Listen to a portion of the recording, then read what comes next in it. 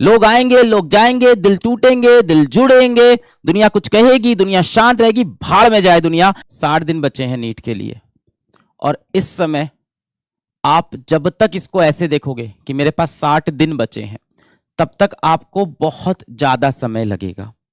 आप ऐसे सोचोगे एक दिन चला गया, कोई बात नहीं, अब 59 डेज बचे हैं। 2 दिन चला गया, अब 58 डेज बचे हैं। 4 दिन चला गया, 56 डेज बचे हैं। तो पहले तो आपको ये 60 दिन दिमाग से निकालने होंगे। मैं आपको समझाता हूं। आप 60 दिन नहीं, आप 240 इवेंट अपने दिमाग में डालो। ध्यान से सुनो जो कह रहा हूं। 60 into 4 is equals to 240 event, 240 घटनाएं पहले अपने दिमाग में डालो, और एक डायरी बना लो, और उस डायरी में पहले पेज पे लिखो इवेंट 1, दूसरे पे इवेंट 2, तीसरे पे इवेंट 3। आप बेटा एक डायरी बना लीजिए,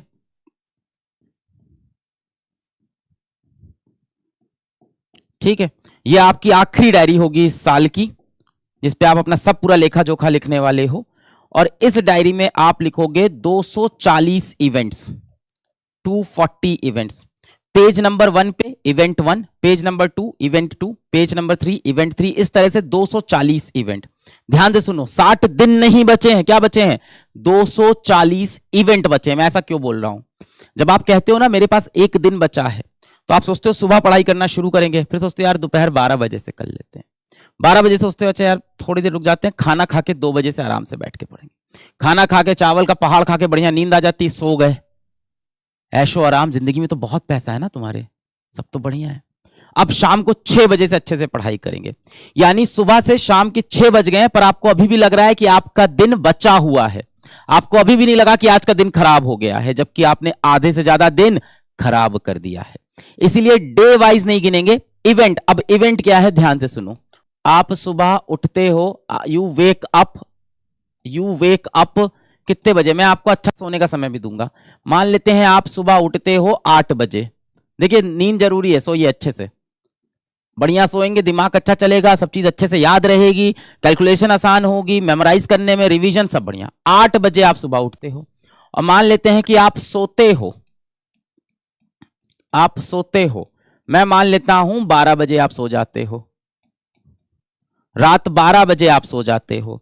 अब अपने हिसाब से देख लेना, 8 घंटे की नींद है। मैं ये बिल्कुल नहीं कहूंगा कि रात को आप 12 बजे सो के सुबह 8 बजे उठो, नहीं। आप रात को 2 बजे सो जाओ, सुबह 10 बजे उठ जाओ। आपको सुबह देर तक पढ़ने में मजा आता है, आप सुबह 4 बजे तक पढ़ाई करो, उसके बाद आप 12 बजे उठ जाओ। मैं इस चीज के बिल्कुल खिलाफ नहीं हूं। जिस तरह से बेटा आपकी सबसे अच्छी पढ़ाई हो, जिस भी परिस्थिति में हो पाए वो करो, जो तुम्हारे लिए बेस्ट हो वो करो। मैं यहां बैठ के सबका टाइम टेबल नहीं बना सकता, हर इंसान अलग है। किसी की सुबह सुबह पढ़ाई अच्छी होती है, किसी की देर रात पढ़ाई अच्छी होती है। सबके घर का भाई माहौल अलग है। किसी के घर में सुबह सुबह उठते ही शोर होने लगता है ना, हड़कम मच गया, पिताजी ऑफिस जा रहे हैं, तैयार हो रहे हैं, माताश्री सफाई कर रहे हैं, घर में दो तीन भाई बहन है, चीचो चीचो हो रहा है, उसकी रात में ही पढ़ाई होती है। जब भी पढ़ो 8 घंटे की नींद मैं आपको यहां पे दे रहा हूं, 8 घंटे की नींद मैं आपको दे रहा हूं, 8 घंटे स्लीप। अब कितना टाइम बचा आपके पास? 16 घंटे अभी भी बचे हैं, एक दिन नहीं, 16 घंटे अभी भी बचे हैं। अब इन 16 घंटे को कैसे डिवाइड करना है? इवेंट 1 8 AM से लेके 12 PM तक का, ये हो गया आपका इवेंट 1। अब 12 PM से लेके 4 PM, ये हो गया बेटा आपका इवेंट 2। इसके बाद 4 PM से लेके 8 PM, ये आपका हो जाएगा क्या? इवेंट 3। और फिर 8 PM से लेके 12 AM, ये हो गया बेटा आपका इवेंट 4। यानी एक दिन में कितने इवेंट है? 4 इवेंट हैं। और हर इवेंट में आपके पास कितना समय है? 4 घंटे का। यहां आपके पास कितना टाइम है? 4 आवर। यहां आपके पास कितना टाइम है? 4 आवर। यहां आपके पास कितना टाइम है? 4 आवर। यहां आपके पास कितना टाइम है? 4 आवर। अब आप ऐसे नहीं देखोगे कि सुबह कोई बात नहीं यार, रात को यार अपन 2 बजे सोए थे, सुबह 10 पे नहीं तो 12 पे तो उठ ही जाएंगे, फिर दिन भर अच्छे से पढ़ेंगे। अच्छे से पढ़ने का मतलब आपने सोचा 6 घंटा पढ़ लिया, बहुत अच्छा। नहीं, अगर अभी आपके बेटा 200-300 नंबर आ रहे हैं नीट के एग्जाम में, मॉक टेस्ट में, और आपको अब 650 नंबर चाहिए, तो अब तो 6 घंटे से काम नहीं होने वाला है। अब तो झोंकना पड़ेगा 12 घंटे। 12 घंटे कैसे बनेंगे? अब देखो इवेंट 1 में आपके पास 4 घंटे हैं, मान लेते हैं आप 1 घंटा बर्बाद कर देते हो, 1 घंटा आप वेस्ट कर देते हो। वेस्ट क्या हुआ? आप सुबह उठे भाई, ब्रश किया, वॉशरूम गए, नहाए, नाश्ता किया, 1 घंटा इसमें बीत गया। और इफेक्टिव मान लेते हैं आप 3 घंटे इसमें पढ़ते हो।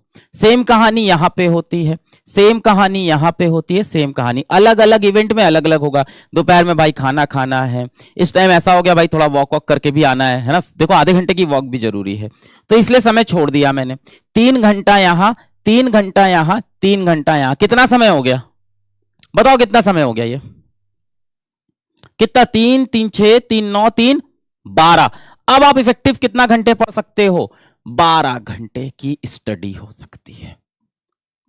क्या इसमें सांस लेने की जगह नहीं है? क्या इसमें खाना खाने की जगह नहीं है? क्या इसमें बाहर टहल के आने की जगह नहीं है? व्यायाम करने की जगह है, माँ बाप से बात करने की जगह है, नहाने धोने की जगह है, रिलैक्स करने की जगह है, हर चीज की जगह है बेटा यहां पे आपके पास।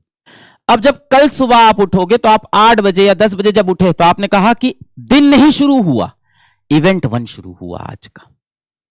इवेंट 1, इवेंट 1 में आपने पढ़ाई की कि नहीं? अब आपको इवेंट को ध्यान में रखना है, हर दिन को छोटे छोटे पहर में तोड़ना है, हर एक पहर बेटा आपके लिए इंपॉर्टेंट है। वरना क्या होगा, एक दिन निकल जाएगा, आप कहोगे कोई बात नहीं 59 डेज में पढ़ना है, नहीं, जब एक इवेंट निकल जाएगा ना, अब आप कहोगे 239 इवेंट्स में पढ़ना है, अब मुझे सिर्फ 200 इवेंट के अंदर पढ़ना है, छोटे छोटे। और अगर आप 12 घंटे बेटा असल में पढ़ लिए एक दिन, और मानते हैं कि इसमें आपने कोई समझौता नहीं किया, अपने सपनों से, अपनी मंजिल से, अपने मेहनत से कभी समझौता नहीं, कभी कॉम्प्रोमाइज नहीं, कभी नहीं। लोग आएंगे, लोग जाएंगे, दिल टूटेंगे, दिल जुड़ेंगे, दुनिया कुछ कहेगी, दुनिया शांत रहेगी, भाड़ में जाए दुनिया, अपने सपनों से कभी कॉम्प्रोमाइज नहीं। अगर बेटा इस तरह से आपने 12 घंटे की पढ़ाई कर ली यहां से, तो मैं आपको बता रहा हूं 12 आर इंटू 60, 12 6 कितना, 720 आवर्स की पढ़ाई। बेटा इतना ही तो कंटेंट होता है बैच के अंदर, इससे ज्यादा थोड़ी पढ़ाई है। हो गया पूरा नीट सिलेबस खत्म हो सकता है इसमें। और आपके पास तो फिर भी कुछ पढ़ा हुआ है भाई, 200-300 नंबर तो अभी भी नीट में आ रहे हैं। 720 घंटे, देखो लोग ना हमेशा चोरी करते हैं कि अब सिर्फ 60 दिन बचे हैं, 60 दिन नहीं बचे हैं, 720 इफेक्टिव घंटे हैं आपके पास अभी भी। इफेक्टिव, इफेक्टिव मतलब जिसमें प्रभाव डाल सकते हैं, इफेक्टिव आवर्स ये बचे हैं, इसमें कोई समझौता नहीं करना है। अभी कई लोग सोच रहे होंगे ये नहीं हो पाएगा, अरे बनाओ तो डायरी, कोशिश तो कर भाई। आप ना अपनी प्रॉब्लम का सलूशन कहीं और ढूंढ रहे हो। मेरे घर में बहुत गरीबी है, कैसे पढ़ूंगा मैं, मेरे दोस्त बहुत सारे, कैसे पढ़ूंगा, वो लड़की मुझे छोड़ गई, मैं कैसे पढ़ूंगा, मैं कैसे मेहनत करूंगा, अब तो समय नहीं बचा, मैं कैसे पढ़ूंगा। जब आपके चेहरे पे धूल लगी होती है तो आप क्या करते हो? चेहरा साफ करते हो कि आईना साफ करते हो बेटा? जीवन भर गालिब यही भूल करता रहा, धूल चेहरे पे थी और आईना साफ करता रहा। तो बेटा अपने चेहरे से धूल साफ करिए, आईने में मत देखिए कि वहां से चीजें बदलेगी। जब ये बदलेगा ना तब आईना बदलेगा। जब आप खुद को बदलोगे ना तो आईने के सामने खड़ा व्यक्ति अपने आप बदल जाता है। खुद को बदलना पड़ेगा।